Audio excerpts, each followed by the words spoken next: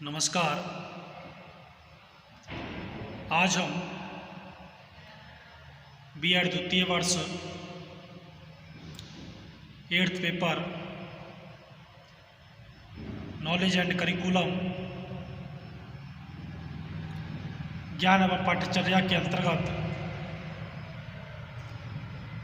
पाठ्यचर्या विकास के प्रमुख मुद्दे, main issues of curriculum development और पाठ्यचर्या विकास के विविध तत्व, various factors of curriculum development का अध्ययन करेंगे।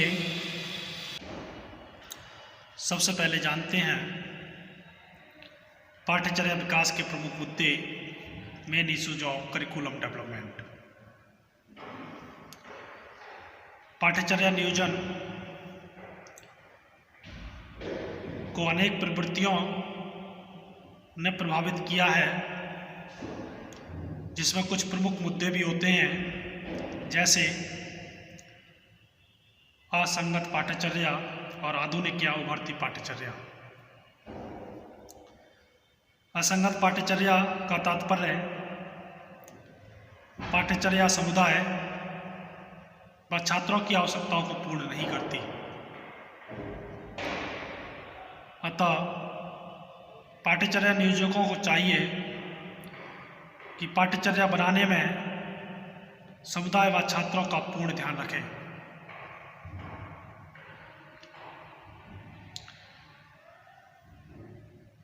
शिक्षाविदों के द्वारा दो तरह की पाठ्यचर्या है करिकुलम के विषय में चर्चा की जाती है। स्थिर पाठ्यचर्या अर्थात वह पाठ्यचर्या जो कि भूत व वर्तमान से बेहतर बनाई गई हो। सतही पाठ्यचर्या जो कि ऐसी होती है जिसके तथ्य आंकड़े छात्रों हेतु अर्थहीन व पुराने हो जाते हैं। वहीं आधुनिक अथवा उभरती पाठ्यचर्या, आधुनिक पाठ्यचर्या वह होती है जिसमें कि नवीनतम ज्ञान और अध्ययन क्षेत्र का समावेश हो। अर्थात इस पाठ्यचर्या में उन सभी पहलुओं का समावेश किया जाता है जो वर्तमान में प्रासंगिक होता है। वर्तमान पाठ्यचर्या के अंतर्गत निम्नलिखित क्षेत्रों को सम्मिलित किया जा सकता है। विशेष क्षेत्र, बहुसांस्कृतिक शिक्षा, यौन शिक्षा, नशीली दवाओं का दुरुपयोग, जनसंख्या शिक्षा, अंतर सांस्कृतिक संबंध। अब जानते हैं पाठ्यचर्या विकास के विविध तत्व। पाठ्यचर्या विकास के विविध तत्व जिसके अंतर्गत सबसे पहले आता है आवश्यकताओं का विश्लेषण, एनालिसिस ऑफ नीड्स। पाठ्यचर्या विकास में लक्ष्य समूह की आवश्यकताओं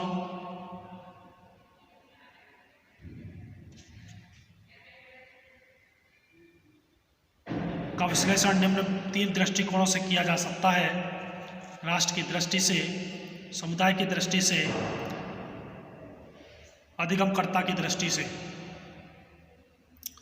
राष्ट्र की दृष्टि से पाठ्यचर्या का विश्लेषण इस आधार पर किया जाता है कि वह पाठ्यचर्या राष्ट्र के हित में कितनी उपयोगी है और इसके निर्माण और क्रियान्वयन से राष्ट्र को लाभ होगा या नहीं। इसी प्रकार समुदाय की दृष्टि से यह देखा जाता है कि पाठ्यचर्या सामाजिक दृष्टिकोण में कितनी उपयोगी है, अर्थात उसका सामाजिक विकास में कितना योगदान है। इसका विश्लेषण किया जाता है कि इसी प्रकार अधिगमकर्ता की दृष्टि से भी पाठ्यचर्या का विश्लेषण इस आधार पर किया जाता है कि यह उनका सर्वांगीण विकास करने में किस सीमा तक सक्षम है और क्या इसके द्वारा उस समुदाय का उपयोगी नागरिक बनाया जा सकता है और क्या इसके द्वारा वह आगे चलकर अपनी इच्छानुसार या योग्यता के अनुरूप नौकरी प्राप्त कर अच्छा जीवन यापन कर सकता है या नहीं। अगला है उद्देश्यों का स्पष्टीकरण, क्लैरिफिकेशन ऑफ ऑब्जेक्टिव्स। चूँकि आधुनिक शिक्षा व्यवहारपरक उद्देश्यों पर केंद्रित है, अतः पाठ्यचर्या विकास के समय भी पाठ्यचर्या की आवश्यकता का विश्लेषण करने के बाद उसके उद्देश्य निर्धारित किए जाते हैं, जिनका निर्धारण संज्ञानात्मक, भावात्मक और क्रियात्मक पक्ष के आधार पर होता है। संज्ञानात्मक स्तर और पाठ्यचर्या के उद्देश्य निर्धारण करते समय बालक के विकास की अवस्था को ध्यान में रखा जाता है, ताकि पाठ्यचर्या द्वारा उसके विकास की अवस्था के अनुसार संज्ञानात्मक विकास, कॉग्निटिव डेवलपमेंट हो सके। इसी प्रकार भावात्मक स्तर पर उद्देश्यों का निर्धारण करते समय बालक के विकास की किस अवस्था में किस प्रकार के भावों का विकास होना चाहिए, उसी के अनुसार पाठ्यचर्या के उद्देश्य निर्धारित किए जाते हैं। क्रियात्मक पक्ष को ध्यान में रखकर पाठ्यचर्या के उद्देश्यों का निर्धारण करने से अभिप्राय है कि पाठ्यचर्या निर्माण करते समय यह ध्यान में रखा जाना चाहिए कि पाठ्यचर्या का निर्माण किस अवस्था में या किस अवस्था के बालकों के लिए किया जा रहा है और उस अवस्था में बालक में किस प्रकार के क्रियात्मक गुणों का विकास करना चाहिए। उसी के अनुरूप उद्देश्यों का निर्धारण किया जाएगा। इस प्रकार पाठ्यचर्या के उद्देश्यों के समय इस बात का ध्यान रखा जाना चाहिए कि वह पाठ्यचर्या किस अवस्था के बालक के लिए की गई है और उस अवस्था में बालक के ज्ञानात्मक, भावात्मक और क्रियात्मक पक्ष का कितना विकास करना है, उसी के अनुरूप से उद्देश्यों का निर्धारण किया जाए। अगला है आगत तत्वों का विश्लेषण, एनालिसिस ऑफ इनपुट्स।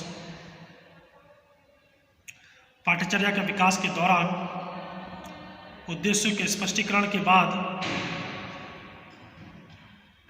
आगत तत्वों का विश्लेषण, एनालिसिस ऑफ इनपुट्स किया जाना चाहिए। इसके अंतर्गत विषय वस्तु रचना, काल, उपलब्ध संसाधन और मूल्यांकन विधियों का विश्लेषण किया जाता है। जैसे विषय वस्तु के अंतर्गत यह देखा जाता है कि किस प्रकार की विषय वस्तु को पाठ्यचर्या में रखना है, गद्य, पद्य व व्याकरण का कितना भाग भाषा की पाठ्यचर्या में होना चाहिए और उसे कितने खंडों में विभक्त किया जाएगा आदि का विश्लेषण किया जाता है। इसी प्रकार रचना काल के संदर्भ में कितने वर्षों तक का विश्लेषण व उपलब्ध संसाधनों के अंतर्गत पाठ्यचर्या के विषयों से संबंधित संसाधनों का विश्लेषण किया जाता है। इस विश्लेषण के बाद पाठ्यचर्या के अंतर्गत विषय के मूल्यांकन की विभिन्न विधियों जैसे संरचनात्मक व योगात्मक विधियों द्वारा कक्षागत व योगात्मक मूल्यांकन के आधार पर अंक निर्धारण, उत्तीर्ण अंक, अनुत्तीर्ण अंक का आदि का विचार किया जाता है। अगला है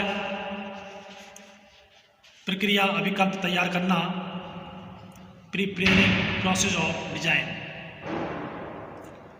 इसके अंतर्गत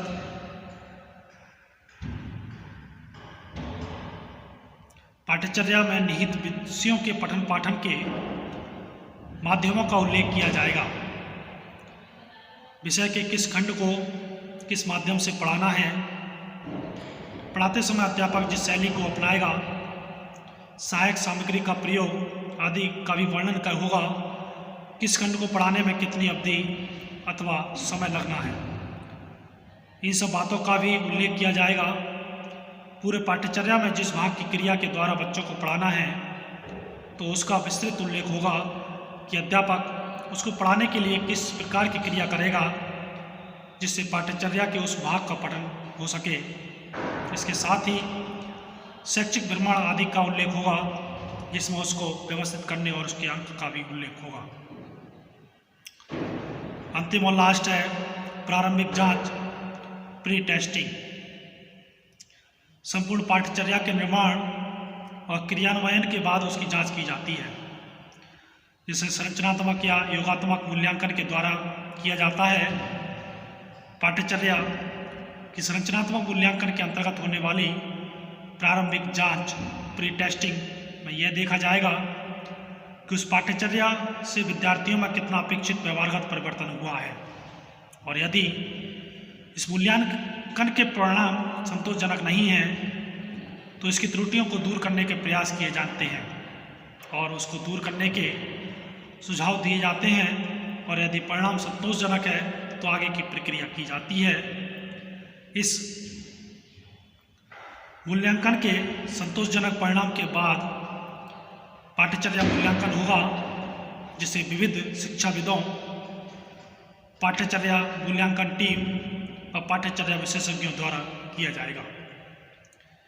इस योगात्मक मूल्यांकन के बाद भी यह देखा जाएगा कि यदि परिणाम संतोषजनक है, अर्थात पाठ्यचर्या के उद्देश्यों की पूर्ति होती है, तो पाठ्यचर्या को आगे बनाया जाएगा, और यदि इस पाठ्यचर्या से उद्देश्यों की प्राप्ति नहीं हो रही है तो इसका पुनर्निरीक्षण करके उसमें संशोधन किया जाएगा।